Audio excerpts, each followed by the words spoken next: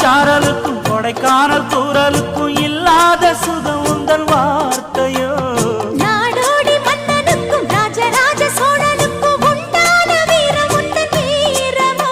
உன்னை முழுசாக முத்தமிட வேணும், உன்னை முழம் போட்டு அள்ளிக்கொள்ள வேணும்.